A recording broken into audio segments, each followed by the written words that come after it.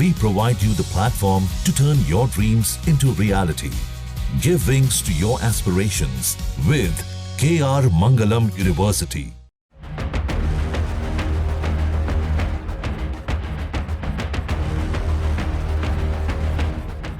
वक्फ संशोधन कानून के खिलाफ बंगाल के मुस्लिम बहुल मुर्शिदाबाद जिले में हुई हिंसा के बाद से जहां तनाव की स्थिति में है, वहीं हिंदू खौफ में है। आलम यह है कि जिले में हुई हिंसा से प्रभावित लगभग 500 हिंदू पलायन कर गए हैं। उन्होंने भागीरथी नदी पार कर मालदा जिले में शरण ली है। राज्य के नेता प्रतिपक्ष सुवेंदु अधिकारी ने दावा किया है कि कट्टरपंथियों के डर से लोग भागने को मजबूर हो गए हैं। कई लोग झारखंड भी गए हैं। फरक्का से तृणमूल कांग्रेस विधायक मनिरुल इस्लाम के भी पलायन करने की खबर है। उनके घर ताला लगा हुआ है। उधर हिंसाग्रस्त शमशेरगंज में उपद्रवियों ने बीएसएफ टीम पर फिर फायरिंग की है। हिंसा में 2 बच्चे घायल हुए हैं। उपद्रवियों पर कई महिलाओं से छेड़खानी का भी आरोप लगाया गया है। मामले में 12 और लोगों की गिरफ्तारी के साथ अब तक करीब 150 लोग को गिरफ्तार किया जा चुका है। मुर्शिदाबाद जिले में वक्फ संशोधन कानून के विरोध में 11 अप्रैल को प्रदर्शन के दौरान हिंसा में 3 लोगों की मौत हो गई थी। एक अलग घटना में 12 अप्रैल शाम धुलियान में एक व्यक्ति गोली लगने से घायल हो गया था। ऐसे में प्रशासन द्वारा हिंसाग्रस्त इलाकों में शांति कायम करने की कोशिशों के बीच 13 अप्रैल सुबह जिले के हिंसाग्रस्त शमशेरगंज के धुलियान इलाके में उपद्रवियों ने फिर फायरिंग की है। क्षेत्र में शांति बहाल करने में राज्य पुलिस की सहायता के लिए तैनात बीएसएफ टीम को निशाना बनाकर फायरिंग की गई। इसमें 2 बच्चे घायल हो गए हैं। बीएसएफ के एक वरिष्ठ अधिकारी के अनुसार 12 अप्रैल को भी मुर्शिदाबाद में 3 जगहों पर उपद्रवियों द्वारा बीएसएफ जवानों पर हमले का प्रयास किया गया था। अधिकारी ने बताया कि उपद्रवियों को तितर-बितर करने के लिए बीएसएफ को हवाई फायरिंग करनी पड़ी थी। बीएसएफ ने 13 अप्रैल को धुलियान इलाके में एक घर में हमले के मकसद से इकट्ठा कर रखे गए पत्थरों को हटाया। सूत्रों के अनुसार 200 हिंदुओं के घरों को अब तक जला चुके हैं। हिंसा के दौरान मुर्शिदाबाद में करीब 200 हिंदू घरों को जला दिया गया। लोगों का आरोप है कि गैस सिलेंडर खोलकर और पेट्रोल डालकर आग लगा दी गई। उपद्रवियों ने बड़ी संख्या में घरों और दुकानों में लूटपाट और आगजनी की। कई तालाबों में उपद्रवियों द्वारा जहर मिलाने का भी आरोप है, जिससे बड़ी संख्या में मछलियां मर गई।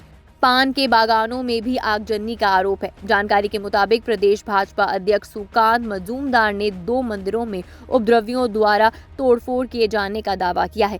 घटना की एनआईए से जांच की मांग की है। सुरक्षा में 17 कंपनियां तैनात। कलकत्ता हाई कोर्ट के आदेश पर केंद्रीय गृह मंत्रालय ने जिले के हिंसाग्रस्त और संवेदनशील इलाकों में केंद्रीय बलों की 17 कंपनियों की तैनाती की है। इसमें बीएसएफ की 9 और सीआरपीएफ की 8 कंपनियां शामिल हैं। बीएसएफ जवानों ने 12 अप्रैल पूरी रात सूती और शमशेरगंज थाना क्षेत्रों में गश्त की है। आइए जानते हैं सुकांत मजूमदार ने इस पूरे हमले के ऊपर क्या कहा। ममता बनर्जी की सरकार किस फिराक में थी, आप इसका जानकारी आप जनता को होनी चाहिए कि जब बीएसएफ उतरा, कुछ घंटा बीएसएफ रहने के बाद ही बीएसएफ के अफसर को डीएम ने फोन करके बताया था कि वी विल हैंडल इट, आपको रहने की जरूरत नहीं है।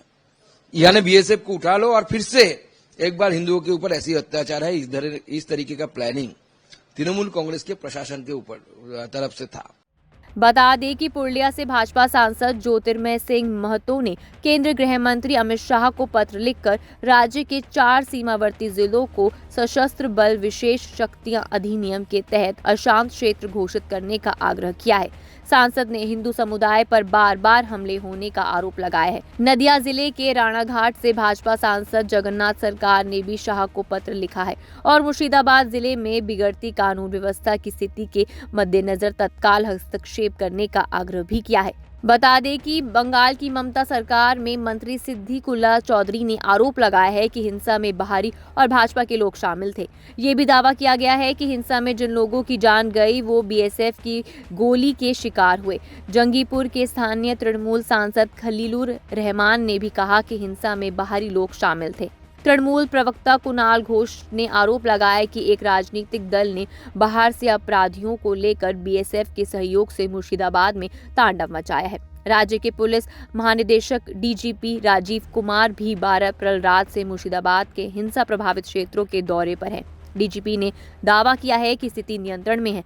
जिला प्रशासन ने 13 अप्रैल को विभिन्न संगठनों के साथ सूती में शांति बैठक की। बीएसएफ के दक्षिण बंगाल फ्रंटियर के आईजी करणी सिंह शेखावत भी हिंसा प्रभावित मुर्शिदाबाद के दौरे पर हैं।